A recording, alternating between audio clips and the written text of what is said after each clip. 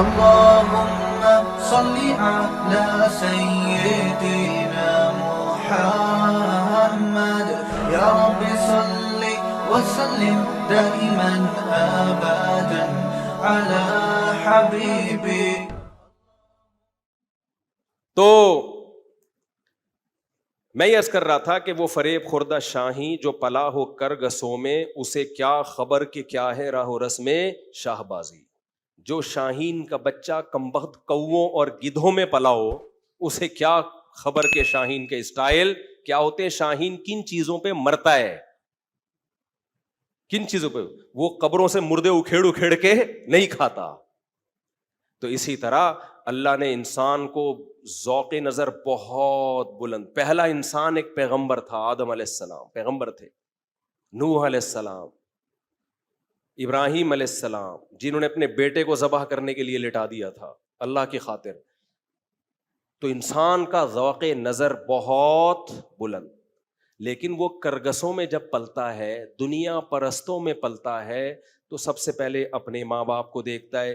میرے ابا اماں نے نسل روکی تاکہ ہمیں ان کو کھلانا نہ پڑے، سارے پیسے ہم ہی کھا جائیں.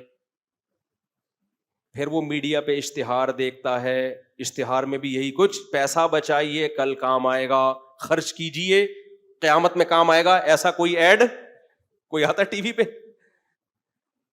ہے بھائی؟ جتنے موٹیویشنل اسپیکر ہیں پیسہ کمانے کے طریقے بتا رہے ہیں، خرچ کرنے کا طریقہ بتاتے نہیں ہیں. بتاتے ہیں تو وہ اتنی ہلکی موٹیویشن ہوتی ہے کہ اس سے سوائے 5-10 روپے کے آپ کی جیب سے کچھ نکلتا نہیں ہے. سمجھتے ہو گے نہیں سمجھتے؟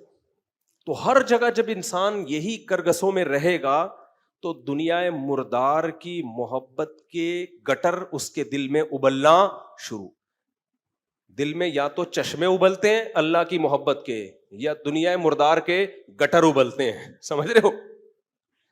دنیا مردار کے چشمے نہیں ہوتے، گٹر ابل رہے ہوتے ہیں جو انڈا موڑ پہ آپ کو نظر آئیں گے. یہ گٹر کم خطرناک ہیں. اگر آپ ایسے علاقے میں رہتے ہو، امریکہ میں، جاپان میں، سوئٹزرلینڈ میں، جہاں خوبصورت چشمے ابل رہے ہوں، لیکن آپ کے دل میں دنیا کی محبت کے گٹر ہوں، تو اس سے اچھا وہ انڈا موڑ ہے جس میں گٹر ابل رہے ہوں لیکن دل میں اللہ کی محبت کے چشمے ابل رہے ہوں. پہلے کس کی حفاظت کرنی ہے میرے بھائی؟ دل کی. یہی تو سوچ کے ہماری گورنمنٹ ہمارے گٹر کے ڈھکن نہیں لگاتی. صحیح ہے نا؟ ہماری گورنمنٹ کو یہ مضمون پتہ ہے کہ اصل کیا ہے، دل. تو ان کو کہنا چاہیے دل میں اللہ کی محبت کے چشمے ابل رہے ہوتے تو گٹر کے ڈھکن لگے ہوئے ہوتے.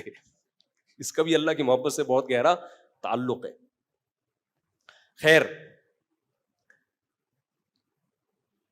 تو جب کرگسوں میں پلے بڑھے تو محبت کس کی پیدا ہوگی؟ اسٹائل کون سا آئے گا؟ گدوں والا. بحریہ ٹاؤن کے پلاٹوں پہ مر رہا ہے، یہ دیکھ رہا ہے کہ 10 کروڑ کا پلاٹ ہے، 1 ارب کا پلاٹ ہے. یہ نہیں دیکھ رہا کہ جو پورا ٹاؤن بنانے والا ہے کل وہ بھی پھٹے پہ لیٹا ہوا ہوگا. کیا خیال ہے؟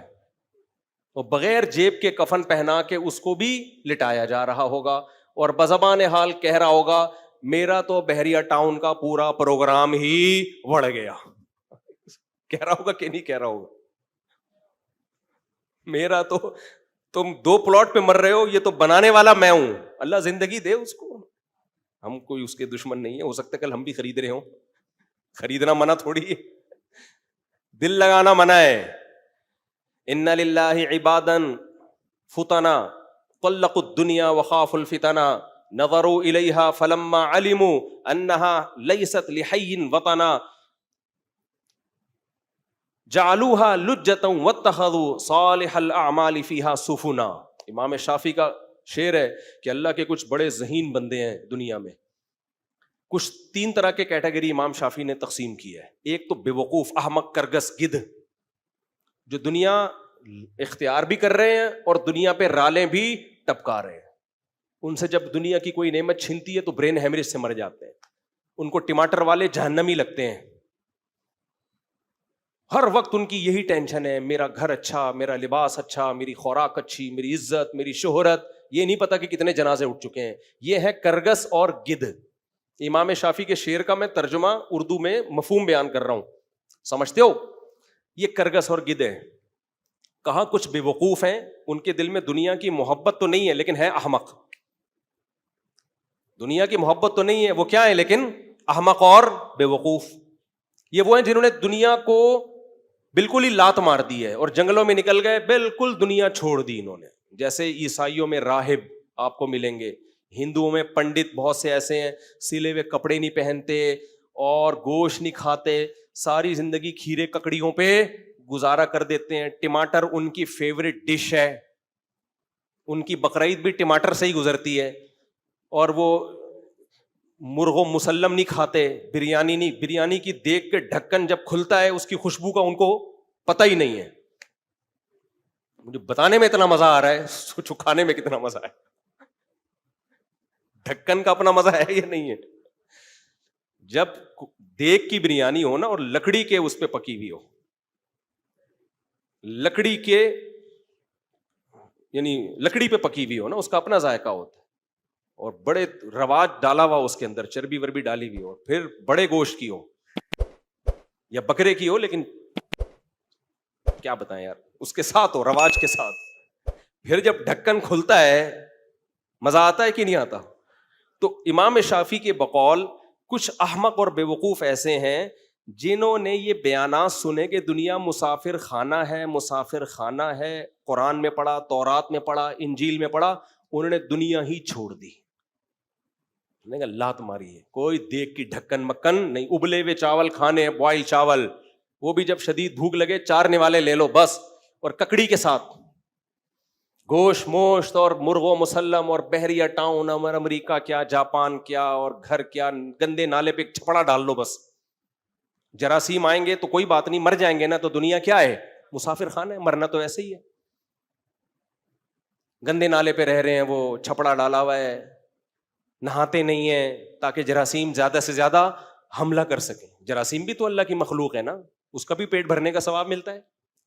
کیا خیال ہے بھائی؟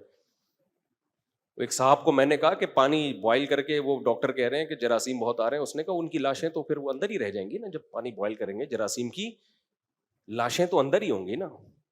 میں نے کہا بھائی علوم ہیں یہ, علوم, یہ وہ علوم ہیں جو روحانی عاملوں کے پاس ہوتے ہیں, یہ علم نہیں ہے. یہ کیا ہے؟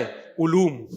میں نے کہا میرے پاس اس کا جواب, وہ لاشیں بھی تو پیٹ میں جائیں گے. اب کسی ڈاکٹر سے پوچھوں گا بھائی وہ لاشوں کا وہ کیسے نکالیں ہم, جراثیم کو جب پانی کو جب ہم بوائل کریں ہیں تو اندر لاشوں کو ہم کیسے نکالیں؟ علوم تو ہیں بہرحال. خیر, تو دوسرے وہ لوگ ہیں جنہوں نے دنیا کو کیا کر دی؟ طلاق دے دی, نکال دیا زندگی. یہ بھی بے وقوف ہیں. کیوں؟ دنیا کی نعمتیں جو اللہ نے انسانوں کے لیے پیدا کی تھیں ان سے لطف اندوز ہی نہیں ہو رہے, کیونکہ دنیا کو چھوڑنے کا ثواب نہیں ہے کوئی قیامت. قل من حرم زینت اللہ التی, کیا ہے؟ قل من حرم زینت اللہ التی اخرج لعبادہ والطیبات من الرزق. اللہ کہتے ہیں کہ یہ تو میں نے پیدا تمہارے لیے کی ہیں, تو ان کو کون حرام کر سکتا ہے؟ پھر اللہ نے پیدا کیوں کی ہیں اگر کھلانی نہیں تھی, پابندیاں لگانی تھیں؟ امام شافعی کہتے ہیں کچھ بندے بڑے ہوشیار ہیں, انہوں نے کہا رکھو, استعمال کرو لونڈی اور باندی بنا کے, لطف اندوز بھی ہو لیکن دل میں جگہ مت دو. دل کہاں رکھو؟ آخرت کے لیے. نہیں آئی میرا خیال ہے بات؟ رکھو, انجوائے کرو, نعمتیں حاصل کرو, دل میں جگہ مت دو. اب آپ کہہ سکتے ہو یار لطف اندوز بھی ہوں اور دل میں جگہ بھی نہ دیں, یہ دونوں چیزیں کیسے جمع ہو سکتی ہیں؟ بالکل جمع ہو سکتی ہیں. کسی کو باپ بنا کے, کسی کو باپ بھی بنایا جا سکتا ہے اور کسی کو غلام بنا کے بھی اس سے خدمت, بولو نا, لی جا سکتی. یہ وہ لوگ ہیں جنہوں نے دنیا کو باپ بنا لیا ہے. ملازم بناؤ گے تو خدمت زیادہ لوگے, لیکن ملازم کے مرنے پر اتنا غم نہیں ہوتا جتنا عزت داروں کو باپ اور ماں کے مرنے پر یا بیوی کے مرنے پر ہوتا ہے. دوسرا, آپ کے دل میں دنیا گھسی ہے کہ نہیں گھسی, اس کا معیار یہ ہے کہ چھننے پہ غم کتنا ہوتا ہے. لطف اندوز دنیا سے سب ہوتے ہیں لیکن جن کے دل میں دنیا ہوتی ہے ان کو دنیا چھننے کا غم بہت ہوتا ہے. جن کے دل میں دنیا نہیں ہوتی ان کو چھننے کا غم نہیں ہوتا. ایک مثال سے بات سمجھا کر پھر آتا ہوں میں قربانی کی طرف, جو اصل موضوع ہے. دیکھو, ایک آدمی نیا نیا کراچی آیا, اس نے کبھی W11 نہیں دیکھی. اس کو آپ نے مشورہ دیا, بھائی تو نیو کراچی سے فلاں علاقے میں جانا ہے, W11 میں. وہ ہمیشہ پیدل سفر کرتا تھا. ہمیشہ کیسے سفر کرتا تھا؟ پیدل. اب اس کو جگہ مل گئی W11 میں سیٹ پہ کھڑکی والی, گانا بھی اچھا سا لگا دیا اس کے مطلب کا, کیونکہ گانے بہت لگے ہوتے تھے W11 میں, آپ کا پتہ نہیں مجھے. گانا بھی کون سا لگا دیا اس کی مرضی. بہت سے لوگ تو W11 میں سفر ہی گانوں کے چکر میں کر رہے ہوتے ہیں. W11 والوں سے گزارش ہے کہ اتنے لوگوں کا گناہ اپنے سر پہ لے کے کیوں جا رہے ہو. تو وہ انجوائے کرے گا کہ نہیں کرے گا؟ انجوائے کتنا مزہ آئے گا یار, زبردست سیٹ ملی ہوئی, کھڑکی مڑکی زبردست, گندے نالے پٹیل پاڑا سب کچھ آ رہا ہے راستے میں. بھائی یہی انجوائے ہوا کراچی میں, اس سے زیادہ انجوائے نہیں ہو سکتا. سوئٹزرلینڈ کی پہاڑیاں تھوڑی آئیں گی کراچی میں. اچانک کیا ہوا کہ جی کنڈکٹر نے بولا کہ یار جگہ فل ہو گئی ہے, انٹی آئی ہیں یا کوئی بوڑھے آدمی ہیں, ان کو جگہ دے دو آپ, اور آپ کھڑے ہو کے سفر کرو اور پائیدان پہ آ جاؤ آپ. اب وہ پائیدان پہ لٹک لٹک کے سفر کر رہا ہے, تو کیا خودکشی کر کے مر جائے گا وہ؟ بولو. بولے گا یار میری تو زندگی کیا ہو گئی برباد, مجھ سے تو چھن گئی, کھڑکی والی سیٹ چھن گئی. ایک تو بیٹھا ہوا تھا میں, اوپر سے کھڑکی کی طرف ونڈو, اتنا انجوائے کر رہا تھا میں لائف کو یار. اف, ٹماٹر والا بھی نظر آ رہا تھا. یہی انجوائے کرے گا کراچی میں, جو مثال یہی ہوگی نا. اور پھر وہ گولے گنڈے والا بھی نظر آیا, اتنا لائف کو انجوائے کر رہا تھا یار. اب مجھے کہاں پائیدان پہ لٹک کے,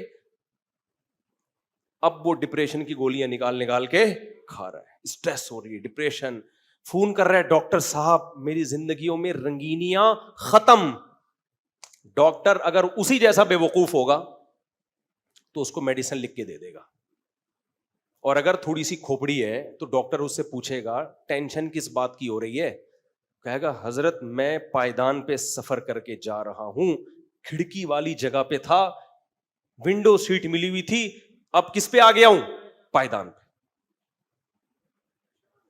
تو ڈاکٹر بولے گا کتنے دنوں کے لیے تو پائیدان پہ کھڑا رہے گا؟ سر دنوں کے لیے تو نہیں, آدھے گھنٹے بعد میں نے گرو مندر پہ, پتہ نہیں W11 گرو مندر جا رہی کہ نہیں جا رہی, گرو مندر پہ اتر جاؤں گا میں. تو ڈاکٹر کہے گا بے وقوف آدمی, تو آگے جب گرو مندر پہ تو نے اترنا ہی ہے تو تھوڑی دیر صبر کر لے, کیونکہ جو سیٹ پہ بیٹھا ہوا ہے, جو تیری سیٹ جس نے لے لی ہے, وہ بھی گرو مندر پہ ہی اترے گا. آگے زیادہ زیادہ تھوڑا اور اگلے اسٹاپ پہ اتر جائے گا. تو ایسا کر, تو ڈپریشن کی گولی مت کھا, تو کسی پاگلوں کے ہسپتال میں ایڈمیشن لے لے. تیری کھوپڑی کیا ہو گئی ہے؟ آؤٹ ہو گئی ہے. یہ تیری کھوپڑی کے سافٹ ویئر ہی چینج کرنے پڑیں گے. تو بھائی دنیا, جو علماء, جو صلحاء, جو اللہ والے لوگ ہیں نا, وہ دنیا کو لات نہیں مارتے, انجوائے کرتے ہیں. اتنا فری کراتے ہیں جتنا فری بنتا ہے, زیادہ لفٹ نہیں کراتے. یہی وجہ ہے کہ ان سے دنیا چھن جائے تو ٹینشن میں نہیں جاتے, ان کو محبت ہی نہیں ہے. چھن گئی تو چھن گئی, کوئی بات نہیں بھائی, سفر ہے, آگے پھٹا ہے, آگے کیا ہے, تھوڑے دنوں میں بعد کیا ہے, پھٹا ہے, جنازہ ہے, قبر ہے, پھر لٹا کے نکل لیں گے پتلی گلی سے. ختم قصہ. 3 دن تک رونا دھونا, بہت زیادہ قریبی رشتے دار 1 سال تک عید بقرعید پہ یاد کریں گے, ابا تھے اب نہیں ہے, اس کے بعد کہانی ختم. تو قصہ ہی ختم ہونے والا ہو یار. مجھے لوگ بہت بول رہے ہوتے ہیں کہ اب آپ اپنا گھر بنا لیں, ذاتی گھر. میں نے کہا اب تو ویسے ہی نہیں بناؤں گا میں. اب بچوں کے لیے کوئی سوچ کے بنا لے تو الگ بات ہے. میں نے کہا اب تو ہماری آدھی سے زیادہ زندگی کیا ہو گئی ہے, جب آدھی سے زیادہ زندگی بغیر گھر کے گزار لی, اب مجھے اتنی بڑی حماقت لگتی ہے نا اس عمر میں اپنا گھر بنانا. وہی بات ہے, یا تو میں پاگل ہوں یا آپ بولو گے یار اسی عمر میں تو لوگ گھر بنا رہے ہوتے ہیں. میں اگر بناؤں گا بچوں کے لیے تو سوچ کے بنا لوں گا, چلو یار مر آ گیا, اب اللہ نے اگر مجھے گنجائش دی ہے چلو یار ان کے لیے بنا دو. اگر بنایا ان کے لیے بحریہ ٹاؤن میں لے لو یار, مر آ گئے تو بےچارے کچھ بیچ باچ کے کچھ کر لیں گے. اگر اللہ نے گنجائش دی ہے, نہیں دی ہے تو یہ بھی نہیں سوچو, اور اگر دی ہے تو اس عمر میں یہ سوچا جا سکتا ہے, اپنے لیے نہیں سوچا جا سکتا. میری رائے یہی ہے. ابے آدھی سے زیادہ زندگی گزر گئی ہے, تو اب کیا ہے یار, اب کیا اتنے کروڑوں روپے میں اینٹوں میں تھوپ دوں یار, میں پاگل ہوں؟ آپ بولو گے ہاں آپ پاگل ہو. کمنٹس میں آ رہا ہوگا کہ یہ مولوی بہت خطرناک ہے, ایسے اس طرح کے بیانات میں نا لوگ لکھ رہے ہوتے ہیں کہ یہ تمہیں گھر بنانے سے روک رہا ہے.